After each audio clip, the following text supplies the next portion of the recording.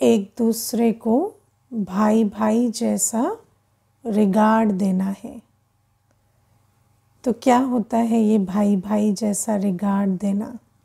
तो हम थोड़ा सा इस बात को समझेंगे कि हम वैसे तो कह देते हैं आत्मिक दृष्टि से देखना, लेकिन आत्मिक दृष्टि से जब हम देखते हैं या जब हम भाई भाई जैसा रिगार्ड देते हैं तो प्रैक्टिकल कर्मों में वो कैसा दिखाई देगा, है ना। प्रैक्टिकल कर्मों में जब हम भाई भाई की वृत्ति से आते हैं, या स्पेशली जो शब्द आज बाबा ये कहते हैं रिगार्ड देना, तो उस रिगार्ड का प्रैक्टिकल स्वरूप क्या होता है? तो आप देखो, बचपन से दुनिया में लौकिक संसार में भी रिगार्ड का एक ही स्वरूप है, क्वेश्चन ना करना, है ना। जब हम कहते बड़ों को रिगार्ड दो, तो लौकिक में तो ऐसे कहते हैं ना, सबको मत दो, सिर्फ बड़ों को दो। तो उसमें क्या आता है, वो जो कुछ करें, वो जैसे भी चलें, हम उसमें क्या क्यों ना करें, हम उनको क्वेश्चन ना करें। ये बात आती है ना कि आप उन पे उंगली नहीं उठा सकते कि उन्होंने ऐसा क्यों कहा या ऐसा क्यों किया। तो बाबा हमें कहते हैं कि ये जो क्यों शब्द है, किसी आत्मा के लिए भी हमारे संकल्प में या बोल में ये शब्द नहीं आना चाहिए कि ये ऐसा क्यों करते हैं या ऐसा क्यों कहते हैं या ऐसा क्यों चलते हैं। हमें किसी को ना अंदर से ना बाहरी रूप से हमें किसी के लिए कोई क्वेश्चन मार्क नहीं लगाना है ना। जो आत्मा जैसे उसका संस्कार है वैसे चले, और मुझे उससे कोई तकलीफ नहीं होनी चाहिए। अगर मुझे तकलीफ है तो उस तकलीफ का सल्यूशन मैं निकालूं, लेकिन मुझे किसी को क्वेश्चन नहीं करना कि ये ऐसा क्यों करते हैं या ऐसा क्यों चलते हैं या ऐसा क्यों बोलते हैं या इस प्रकार से इनका व्यवहार क्यों होता है। या कई बार तो हम ऐसे भी कह देते हैं, ये ऐसा कैसे सोच सकते हैं। है ना। लेकिन या देखो, सिर्फ बिहेवियर तक नहीं, हम तो व्यक्ति की सोच पर भी प्रश्न उठा देते हैं कि ऐसा कैसे सोच सकते हैं। लेकिन बाबा हमें ये बात कहते हैं कि इस ड्रामा में हर आत्मा का प्रीफिक्स्ड पार्ट है और उसका पार्ट उसके अंदर नूंधा हुआ है, और वो पार्ट बजाने के लिए उसको ड्रामा ने परमिशन दी है ना। अगर ड्रामा ने परमिशन ना दी होती तो वो पार्ट बजाते नहीं, बजाते ना। तो जिसको ड्रामा ने परमिशन दी है, आप क्यों क्या करते हैं। तो आपको किसी के लिए क्यों क्या नहीं करना कि ऐसा क्यों करते हैं, ऐसा क्यों चलते हैं, ऐसा क्यों बोलते हैं, ऐसे क्यों रहते हैं, ऐसे क्यों सोचते हैं, है ना। मुझे एक बार कोई पूछ रहे थे कि किसी की बात सुना रहे थे और कहते वो 90 वर्ष के हैं, अब इस आयु में उनको ये इच्छाएं शोभा देती हैं। तो मैंने कहा वो मैनुअल मैंने पढ़ा नहीं है कि किस आयु में क्या शोभा देता है। आपके पास हो तो मुझे भिजवा देना, क्योंकि मुझे इसका ज़्यादा ज्ञान नहीं है कि किस आयु में क्या शोभा देना परमिसिबल है। तो कहते हैं आप कैसी बातें कर रही हैं। तो मैंने कहा नहीं, हमें तो बाबा ने ये कहा है कि कोई कुछ भी करे, आप किसी पर क्वेश्चन नहीं उठा सकते। अगर आपको तकलीफ़ है तो उस तकलीफ़ का आप इलाज करो, और अगर आपको किसी में परिवर्तन भी लाना है तो आप उन्हें अपने जीवन से, अपनी वाणी से प्रेरणा दो। अब किसी को क्वेश्चन मार्क लगाने से तो उसे प्रेरणा नहीं मिलती ना। मिलती है क्या? अगर कोई आपके कर्मों पर या आपके वाणी पर या आपकी सोच पर पहले प्रश्न चिन्ह लगा दे और उसके बाद वो आपको भाषण देता चला जाए कि आपको ऐसे नहीं करना चाहिए, ऐसे करना चाहिए, आप सुनते हैं उसकी बात? हाँ जैसे ही उसने आपको क्वेश्चन मार्क लगाया, आपने भी क्या किया, आपने भी क्वेश्चन मार्क लगा दिया। आप फिर उसकी बात सुनने के लिए आपका दिल या कान खुले नहीं होते। तो बाबा हमें कहते हैं कि अगर मान लीजिए आप किसी को श्रेष्ठ प्रेरणा भी देना चाहते, मान लीजिए किसी की चाल चलन ऐसी है जो भगवान की श्रीमत प्रमाण नहीं है और आप समझते हैं कि श्रीमत में कल्याण है, तो उसको हम प्रेरणा दे सकते हैं। लेकिन प्रेरणा क्वेश्चन करके नहीं दी जाती, प्रेरणा तो रिगार्ड देकर दी जाती है। अगर आप रिगार्ड देंगे, देखो सिंपल सा नियम है, जो आप देंगे वो सामने वाला देगा। अगर आप उन्हें रिगार्ड देंगे तो वो भी आपको रिगार्ड देंगे, और जब वो आपको रिगार्ड देंगे तो आप उन पर कोई प्रभाव डाल सकते हैं। क्योंकि अगर किसी आत्मा का आपके प्रति रिगार्ड ही नहीं तो आप उस पर कभी प्रभाव नहीं डाल सकते। आप लौकिक परिवार में भी देखते हैं, कई बार माता पिता दोनों होते हैं। अब बच्चा जो है, कोई भी, चाहे माता हो चाहे पिता हो, एक की बात सुनता है और करता भी है जो वो कहते हैं, और दूसरे की बात बिल्कुल रिजेक्ट कर देता है ना। तो कई बार यूजुअली पिता होते हैं, कहते हैं कि खाली माँ की सुनता है, मेरी सुनता नहीं है। तो यही प्रश्न आता है कि आपकी क्यों नहीं सुनता, क्योंकि आप भी उसकी नहीं सुनते, है ना। आप उसे हमेशा रिजेक्ट कर देते हैं कि तुम्हें तो अक्ल नहीं है या समझ नहीं है या तुम तो बहुत गलतियाँ करते हो। लेकिन वो जो माँ है वो उसको प्यार से सुनती है, समझती है, तो इसीलिए वो भी माँ की सुनता है। तो बाबा भी हमें कहते हैं कि चाहे कोई कैसा भी है, उसका कोई भी संस्कार है।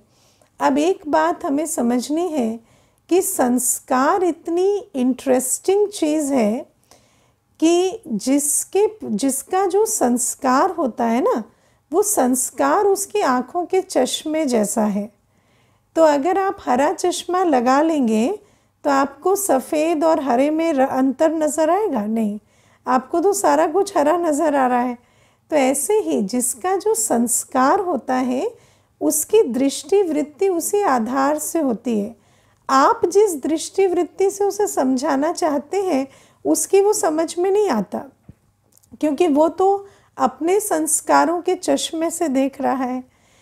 तो इसीलिए बाबा हमें कहते हैं कि किसी भी आत्मा को हमें क्वेश्चन नहीं करना है, और ये बाबा हमें किसी और के कल्याण के लिए नहीं कहते।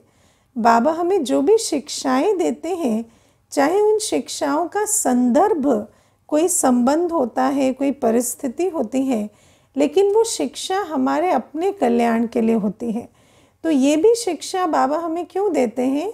क्योंकि जिस आत्मा की बुद्धि में सारे दिन इसके लिए क्वेश्चन मार्क, उसके लिए क्वेश्चन मार्क, तीसरे के लिए क्वेश्चन मार्क चलेगा, क्या वो बुद्धि कभी फुल स्टॉप पर आएगी? वो बुद्धि कभी फुल स्टॉप पर नहीं आ पाती है। और सारे दिन इसके प्रति या उसके प्रति किसी भी बहाने से, लेकिन अगर बुद्धि सारे दिन क्वेश्चन मार्क में घिरी रहती है तो फिर उस आत्मा को, अपनी बुद्धि को फुल स्टॉप में लाकर बाबा को याद करना बिल्कुल इम्पॉसिबल है। इसीलिए बाबा कहते हैं हर आत्मा को, चाहे वो कोई भी कर्म कर रही है, कैसे भी है, आप समझो कि वो ड्रामा अनुसार, अपने पार्ट अनुसार या अपने संस्कार अनुसार कर रही है, और मुझे उसको क्वेश्चन नहीं करना। लेकिन और सिर्फ ऊपर से नहीं, आपको अंदर से क्वेश्चन नहीं करना। आपको अंदर ये होना चाहिए कि वो जो पार्ट बजा रहे हैं वो उनका पार्ट कल्प कल्प का है, उसमें मेरा कुछ नहीं जाता है। तो ये आपके अंदर इतनी शांति और इतनी फुल स्टॉप की स्टेज ये धारणा लाएगी कि आप किसी का भी पार्ट देखते हुए अपने आप को फुल स्टॉप में रख बाबा की याद में रहे, अपना पार्ट ठीक से बजा सकेंगे। और इसमें जो दूसरी बात वो ये आती है कि ये जो हम जो सभी इकट्ठे एक रंगमंच पर हम जब पार्ट बजाते हैं, और आप अगर किसी को क्वेश्चन मार्क लगाते हैं किसी के पार्ट को, तो सिर्फ एक क्वेश्चन पे वो बात ख़त्म नहीं होती, क्यों की तो क्यों लग जाती है ना, फिर आपका मन बुद्धि उन्हीं संकल्पों में सारे दिन घिरा रहता है, ये ऐसे क्यों, वो वैसे क्यों, ये रॉन्ग है, इनको ऐसे नहीं करना चाहिए, और वही जजमेंटल थॉट आपके अंदर चलती रहती है। तो बाबा हमें ये शिक्षा देते हैं। अब इससे जुड़ी कुछ और बातें भी मेरे मन में आ रही थी। अभी पीछे मुझे एक भाई कह रहे थे कि जब मैं अपने दोस्तों के साथ प्यार से रहता हूँ तो मैं लिपायमान हो जाता हूँ, है ना, तो मैं लिपायमान हो जाता हूँ। तो मैंने कहा मैं समझी नहीं, आप थोड़ा डिटेल में बताओ। तो कहते हैं जैसे अगर मैं उनके साथ प्यार से चलता हूँ तो मुझे वही भाषा बोलनी होती है जो वो बोलते हैं, उसी प्रकार की उनकी चाल चलन में भी मुझे पार्टिसिपेट करना पड़ता है जो वो करते हैं। तो मैंने कहा वो आप करते हैं, उसका स्नेह से कोई लेना देना नहीं है।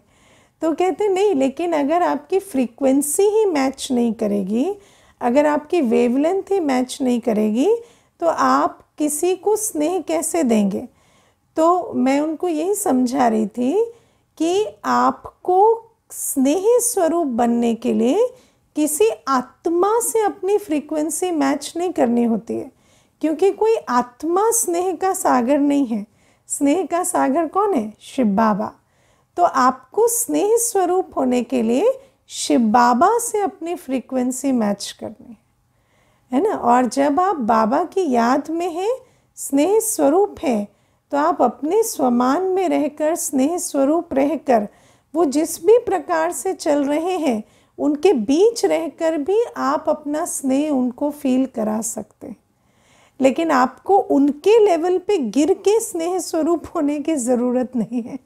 अगर वो बहुत बातें करते हैं तो आप भी बहुत बातें करें तभी आपकी फ्रीक्वेंसी मैच करेगी, ऐसा नहीं है। आप कम बोलकर भी वहाँ रहकर उनको अपनी उपस्थिति और स्नेह का अनुभव करा सकते हैं। तो ये कुछ बातें हैं जो हमारे अंदर कन्फ्यूजन लाती है, क्योंकि कई बार हम सोचते हैं कि किसी से स्नेह का व्यवहार करना माना उसकी वेवलेंथ से अपनी वेवलेंथ को मैच करना।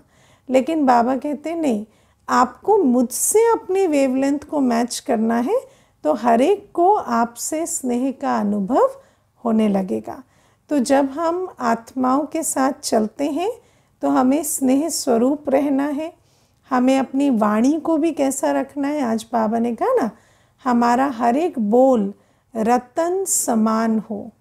रतन समान माना हर एक को ऐसा लगे जैसे इनके बोल से मुझे कुछ मिला, मुझे कोई प्राप्ति हुई। और वो कब होगा? जब हम स्वमान में रहे, बाबा की याद में रहे, वरदानी बोल बोलेंगे, समर्थ बोल बोलेंगे, है ना। मैं छोटी से आपको बात बताती हूँ। अभी पीछे एक युगल आए थे, तो हस्बैंड वाइफ दोनों बैठे थे। तो माता जो थी, ज्ञान में नहीं है, दोनों ही नए हैं। तो मुझे माता कहती है बैठे बैठे, अभी हम आपके सामने बैठे हैं तो मैं एक फ़ैसला करा लेती हूँ। तो मैंने कहा क्या फ़ैसला कराना है आपको? तो कहती मैं गाड़ी सीखना चाहती हूँ, तो ये मुझे ड्राइविंग सीखने नहीं देते। तो मैंने उनको कहा कि क्यों नहीं सीखने देते आप ड्राइविंग? तो कहते घर में 4 गाड़ियाँ हैं, 2 ड्राइवर हैं, इनको ड्राइविंग सीखने की क्या ज़रूरत है? तो मैंने उनको कहा कि भाई आपको क्या ज़रूरत है बता दो। तो कहते मुझे कभी पूछा ही नहीं कि मुझे क्या ज़रूरत है। मैं कोई ड्राइवर की छुट्टी कर कर ड्राइविंग सीखना थोड़ी चाहती हूँ। मैं कोई ड्राइवर की पोजीशन के लिए इनके यहाँ अप्लाई थोड़ी कर रही हूँ। मुझे तो मेरा टाइम पास नहीं होता तो मैं ड्राइविंग सीखना चाहती हूँ। तो ये जो बात है ये मैं क्यों सुना रही हूँ? क्योंकि कई बार क्या होता है कि आप ड्राइविंग सीखने दो या ना दो वो अलग चीज़ है। पैसे आपको लगाने, आपकी मर्ज़ी, लगाओ, नहीं लगाना है मत लगाओ। लेकिन इसमें जो बात मैं कन्वे करना चाह रही थी वो ये कि कई बार जब हम किसी को कोई बोल बोलते हैं तो उस बोल में एक रिजेक्शन या एक, है ना, नीचे करने का भाव होता है, या उनकी भावना को समझे बिना हम बोल बोल देते हैं। लेकिन बाबा हमें कहते हैं कि जब भी तुम कोई बोल बोलते हो तो वो बोल समर्थ हो, वो दूसरे को भी खुशी दे, वो दूसरे को भी प्राप्ति का अनुभव कराए। तो इस प्रकार से हमें हर एक बोल जो है अपना बहुत चुन के बोलना है। हमारे द्वारा बोले हुए बोल के आधार से किसी आत्मा को ऐसा ना लगे कि हम इनके पास जब आए थे तब तो हम स्वमान में थे और इनके पास इनसे जाते वक्त मेरा जो स्वमान है वो नीचा चला गया, बल्कि ऐसा लगे कि जब हम आए थे तो ऐसा लग रहा था हम कुछ नहीं है, लेकिन हम शक्ति भर कर जा रहे हैं। तो बाबा कहते हैं इस प्रकार से हम जब संबंध संपर्क में आते हैं तो हम कंप्लीट एक्सेप्टेंस रखें, नॉन जजमेंटल रहें, बाबा की याद में रहकर व्यवहार में आए और हमारा बोल भी जो है वो प्राप्ति कराने वाला हो। और बाबा आज हमें कहते हैं कि बाबा तो हमें करंट देते रहते हैं, लेकिन वो करंट हम पूरी तरह रिसीव करें उसके लिए क्या करना है, हमारी बुद्धि बाहर भटकती ना हो और हम अपने को आत्मा समझ बाप को याद करते हो। अब आप बुद्धि को भटकाते हैं कि नहीं भटकाते हैं? हाँ, बुद्धि को भटकाते हैं। आप देखो दुनिया में क्या है कि बुद्धि को भटकाने का भी एक संस्कार हमने बहुत पक्का बनाया हुआ है।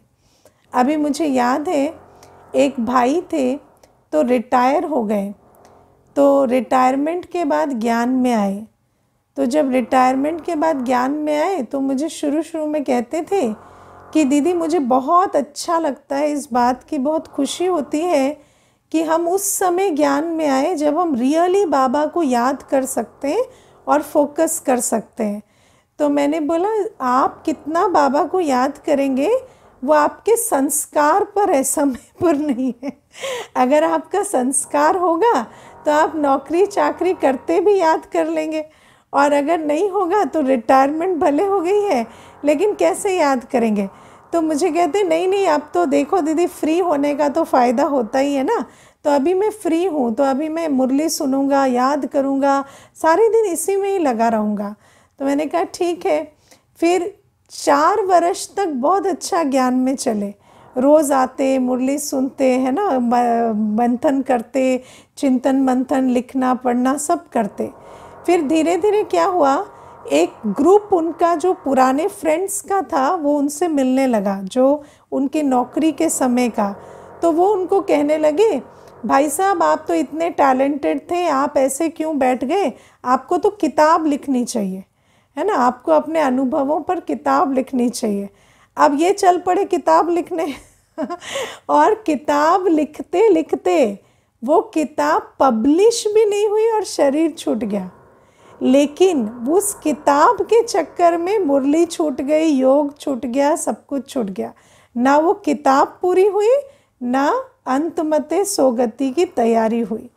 तो ये बात मैं क्यों सुना रही हूँ, क्योंकि कई बार ऐसा होता है कि अगर बुद्धि को भटकाने की आदत होती है ना, बुद्धि को पुरानी दुनिया की चीज़ों में एंगेज करने की आदत होती है, तो भले ही वैसे लौकिक रूप से देखो रिटायर हो गए, कोई आवश्यकता नहीं है बुद्धि को भटकाने की, लेकिन किसी भी आधार से बुद्धि को कहीं भी भटका कर और बाबा की याद में नहीं बैठेंगे।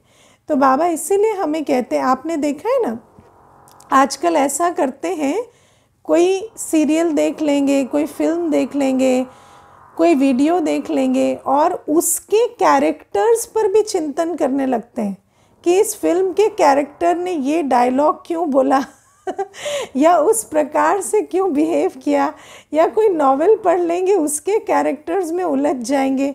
तो ये सारी क्या है, ये बुद्धि को भटकाने के संस्कार हैं, और ये जो संस्कार हैं ये हमारी बुद्धि को फ्री नहीं रहने देते। तो बाबा हमें कहते हैं कि बुद्धि को पुरानी दुनिया में भटकने से हटाओ, और ये संस्कार को परिवर्तन करने में काफ़ी अभ्यास चाहिए। क्योंकि आप देखो हमें कौन सी चीज़ ज़रूरी लगती है, कौन सी चीज़ गैर ज़रूरी लगती है, उसका कोई पुख्ता आधार नहीं होता। उसका आधार क्या होता है, उसका आधार होता है हमारा संस्कार, है ना। क्योंकि अगर आपका संस्कार बुद्धि को भटकाने का है तो आपको हर चीज़ इम्पॉर्टेंट लगेगी, लगेगा इस पर तो चिंतन करना ही पड़ेगा, इस पर तो विचार करना ही पड़ेगा। मुझे याद है एक बार एक ऑफिसर आए थे, गवर्नमेंट में बहुत बड़ी पोजीशन पर थे, तो उनसे बात कर रही थी, तो वो मुझे कहते हैं कि आप लोगों का अच्छा है, जिम्मेवारियां कम होती हैं ना, तो आप लोग योग कर सकते हैं, और हमारी तो जिम्मेवारी इतनी है। अब देखो पूरा नॉर्दर्न रीजन का मैं इंचार्ज हूँ, तो ऑब्वियस है कि हम तो आपकी तरह ऐसे रिलैक्स होके योग में नहीं बैठ सकते। तो मैंने कहा आप जो बात अपने और मेरे संदर्भ में कह रहे हैं वो तो मैं मानती हूँ कि सही बात है, मेरे पास तो इतना कोई उलझन वाला काम नहीं है, लेकिन मैं आपको ये भी बता देती हूँ कि ये जो बात आप कह रहे हैं ये संस्कार के आधार से ज़्यादा चलती है रादर देन परिस्थिति के आधार से। तो मुझे कहते कैसे, तो मैंने कहा आप देखो हमारी प्रकाशमणि दादी जी थे, है ना, 2007 में उन्होंने शरीर छोड़ा, लेकिन 2007 तक हमने ये देखा कि दादी जी चीफ एडमिनिस्ट्रेटिव हेड होते हुए, आप सोचो आप तो देश के नॉर्दर्न रीजन की बात कर रहे हैं, लेकिन वो तो सारे विश्व के सारे सेंटर्स की सारी जो जिम्मेवारी है वो उठाते थे, और छोटी से छोटी बात का भी हल निकालते थे, और उनके माथे कितना मामला था। लेकिन दादी जब सोने जाते थे 10 बजे, तो जैसे अभी कोई सामने बैठा है और वो 2 मिनट के लिए बाहर गया और आकर देखता देखता तो दादी सो जाते थे। तो इतना भी दादी स्ट्रेस नहीं लेते थे। क्यों? क्योंकि दादी को क्या, दादी बुद्धि को फ्री रखते थे, किसी भी बात का को सुनते, हल निकालते, सब कुछ करते, लेकिन बुद्धि को फ्री रखते थे। और क्योंकि बुद्धि को फ्री रखते थे तो बाबा की करंट मिलती रहती, और इसीलिए जो कार्य करते भी मनुष्य जो डिस्चार्ज होता है, क्योंकि उसका बुद्धि योग पुरानी दुनिया से है, लेकिन दादी जो है कार्य करते रिचार्ज होती रहती थी। इसीलिए आत्मा को ऐसा नहीं लगता था कि अभी मुझे स्ट्रेस है, बोझ है, अभी मैं उड़ नहीं सकती, या अभी मैं बाबा की गोद में नहीं समा सकती, या नींद नहीं कर सकती। तो बाबा हमें ये बात कहते हैं कि सब कुछ करते बुद्धि को भटकाने का संस्कार खत्म करो। अब बुद्धि भटकती कैसे है? जब आप कोई भी चीज़ देखते, सुनते, या किसी भी परिस्थिति में जब आप इमोशनल होते हैं ना, तो आपकी बुद्धि वहाँ एब्जॉर्ब हो जाती है ना। लेकिन जब आप साक्षी होकर चलते हैं, साक्षी होना क्या होता है? साक्षी होना होता है ऑब्जर्व भी करना, रेस्पॉन्ड भी करना, लेकिन इमोशनल नहीं होना। आप कोई भी ना भय के, ना चिंता के, ना दुख के, ना खुशी के, है ना। कई बार क्या होता है, एक्साइटमेंट के भी संकल्प क्रिएट होते हैं या भावना क्रिएट होती है। तो जब आप सब कुछ देखते हैं, उस पर रिस्पॉन्ड भी करते हैं, लेकिन वो सब कुछ करते आप इमोशनल नहीं होते, तो आपकी बुद्धि वहाँ एब्जॉर्ब नहीं होती। और जब बुद्धि एब्जॉर्ब नहीं होती तो वहाँ से जल्दी निकल जाती है। जैसे कोई चीज़ फंसे ना तो निकल जाती है ना, लेकिन अगर आप इमोशनल हो गए तो वो बात चली जाएगी, वो व्यक्ति चला गया, वो परिस्थिति चली गई, लेकिन आपकी बुद्धि वहीं भटकती रहती है। क्यों? क्योंकि आपने वहाँ पर इमोशनल होके बुद्धि को फंसने दिया। तो बाबा हमें कहते हैं अगर इस प्रकार से हम सारे दिन साक्षी होकर चलते रहते हैं, है ना, इमोशनल कैसे ना हो, बाबा को साथ रखो। बाबा इमोशनल होता है क्या? हाँ, बच्चा रोएगा तो बाबा रोएगा साथ में। बाबा क्या करेगा? बच्चे चुप हो जाओ, चुप हो जाओ, है ना। लेकिन बाबा नहीं रोएगा, बाबा दुखी नहीं होगा। बाबा को पता है ड्रामा अनुसार इनका अभी दुखी होने का पार्ट है, फिर 2 सेकंड में चेंज हो जाएंगे। तो बाबा वो जो आत्मा का पार्ट है या परिस्थिति है, वो सारी कितनी परिवर्तनशील है सेकंड बाय सेकंड, उसको स्मृति में रखकर आप इमोशनल नहीं हो, क्योंकि इमोशनल अटैचमेंट की वजह से होते हैं। तो जब अटैचमेंट नहीं है, आप समझते हैं ये सारा ड्रामा, इसकी हर सीन परिवर्तनशील है, तो इमोशनल हुए बिना आप हर सीन को देखते भी हैं, रिस्पॉन्ड भी करते हैं, लेकिन उसमें अपनी बुद्धि को फंसाते नहीं। और जब आप इस प्रकार से चलते हैं तो जैसे ही सीन चेंज हुई या 2 सीन के बीच में भी, है ना। देखो, मुझे एक बहन कहती थी मैं डॉक्टर हूँ और मैं दिन में कम से कम भी, है ना, 20 पेशेंट्स अराउंड देखती हूँ। तो मैंने उनको कहा कि एक पेशेंट जाता है और दूसरा पेशेंट आता है, उसके बीच में कितना समय होता है आपके पास? तो मुझे कहती कि होता है लगभग 5 मिनट अराउंड ऐसा रहता है। तो मैंने कहा तो उस बीच में आप क्या करते हो?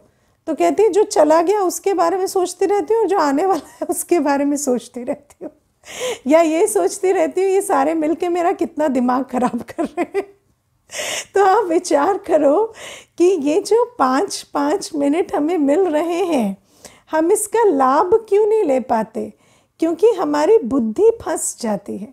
अगर हमारी बुद्धि फंसी ना हो तो हम वो 5-5 मिनट में, आप सोचो 5 मिनट कितना होता है ना। जब कमेंट्री चलती है तो 10 मिनट की कमेंट्री में अवस्था बन जाती है ना। तो विचार करो अगर 5-5 मिनट हम अपने को आत्मा समझ बाबा को याद करें तो सारे दिन के अंत में हमारे पास इतनी एनर्जी होगी कि 8-9 बजे भी किसी को बाबा का परिचय अच्छे से देकर और फिर विश्राम को जा सके।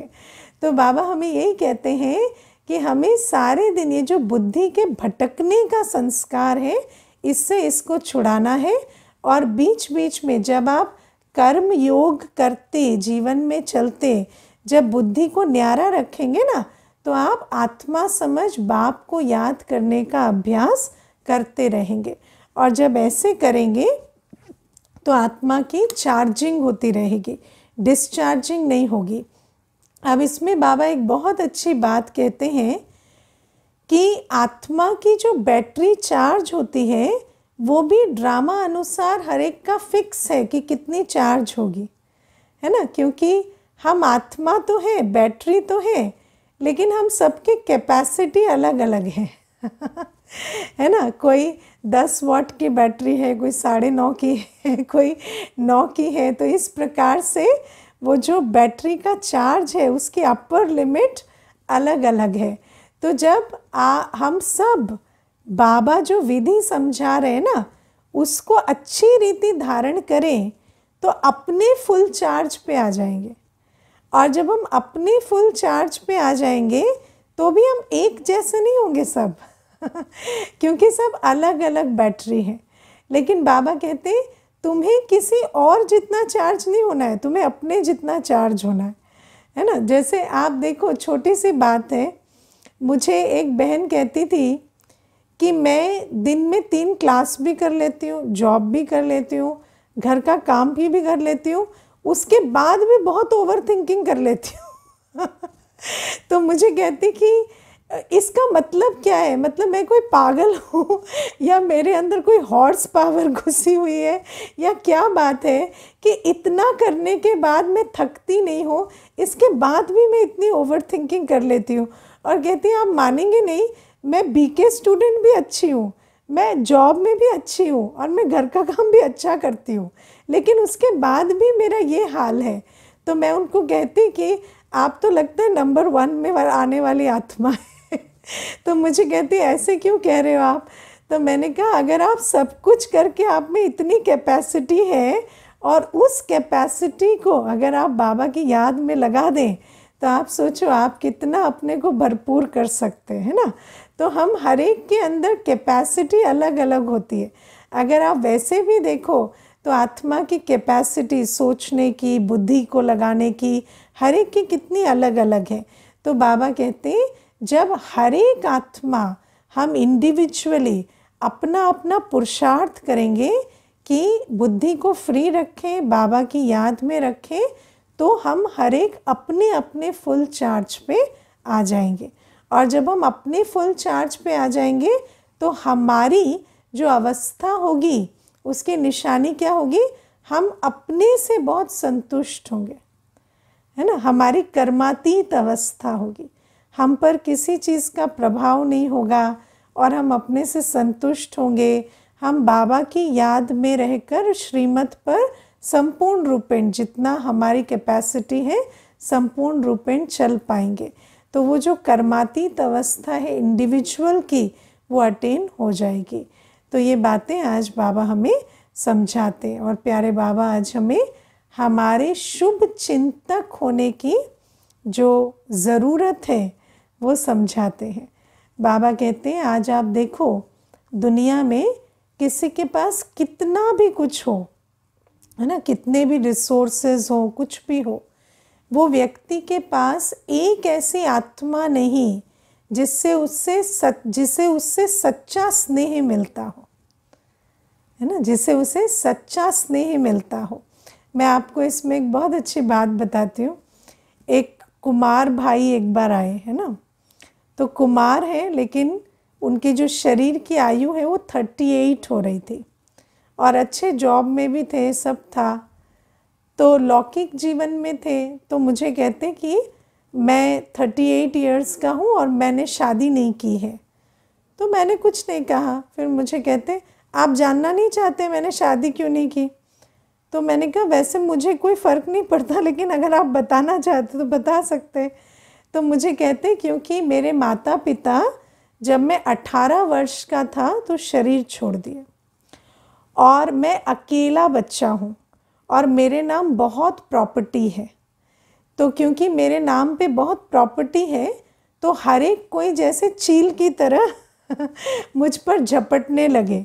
जब मेरे माता पिता ने शरीर छोड़ा तो बचपन से मुझे जैसे ऐसा लगा कि हर व्यक्ति स्वार्थी होता है और मेरा एटीट्यूड ऐसा बन गया कि जब विवाह की बात होने लगी तो जब भी मैं किसी से मिलता तो मुझे ऐसा लगता ये तो पैसों के लिए मुझसे शादी करना चाहते हैं। तो ऐसे कर करके मेरी ये उम्र हो गई और शादी नहीं हुई। तो मैंने कहा ठीक है। तो कहते नहीं पर आप मेरी बात समझे नहीं, अभी मैं चाहता हूँ मेरी शादी हो। तो मैंने कहा क्यों, अभी क्यों चाहते हैं आप शादी हो? तो मुझे कहता है कि 10 वर्ष से एक लेडी है जो मेरे घर पर खाना बनाती है, तो वो भोजन बनाती है और मैं खाता हूँ, तो सिस्टम ठीक चल रहा था। अभी पीछे क्या हुआ, एक दिन वो लेडी मुझे कहती है कि आज मेरा मन नहीं है भोजन बनाने का, तो आप जाओ ब्रेड ले आओ, दोनों मिलके खा लेंगे। तो वो कहता कि अब वो मुझे ऑर्डर दे रही है कि आप ब्रेड लेकर आओ तो हम दोनों खाएंगे। तो जब ये बात हुई तो मुझे लगा कि अब मुझे शादी करनी है, लेकिन अब मैं दोनों माइंड्स में हूँ कि एक तरफ मुझे लगता है कि शादी करनी भी है और दूसरी तरफ लगता है कि हर कोई ऐसा धोखा देने वाला है। तो आप देखो कि बाबा हमें आज कहते हैं कि मनुष्य के अंदर ये कैसी भावना आ गई है ना कि हर व्यक्ति के अंदर स्वार्थ है, और क्योंकि ये उसका अनुभव इस प्रकार का होता तो किसी के साथ भी किसी आत्मा के साथ भी उसको स्नेह का या समीपता का अनुभव नहीं होता है। तो जब वो भाई आए उसके बाद वो ज्ञान में चलने लगे, और जब ज्ञान में चले तो आज उनको ना शादी की आवश्यकता पड़ती है, ना उनको कोई ऐसा लगता है कि मेरे जीवन में कोई कमी है। और वो हमेशा कहते हैं जो सच्चा, जो ऑनेस्ट ट्रू लव मैं ढूंढता था वो मुझे बाबा से मिला और बाबा के घर से मिला। तो बाबा हमें यही बात समझाते हैं कि आज इतनी घायल आत्माएं हैं जो इस प्रकार से मिसट्रस्ट का शिकार होकर आती हैं, और दूसरी बात अल्पकाल के सुख की प्राप्ति से ऊब जाती हैं, क्योंकि मनुष्य बहुत तरीके अपनाता है कि इस विधि से सुख मिल जाए, उस विधि से सुख मिल जाए, लेकिन मिलता नहीं है तो थक कर हार कर निराश हो जाते हैं।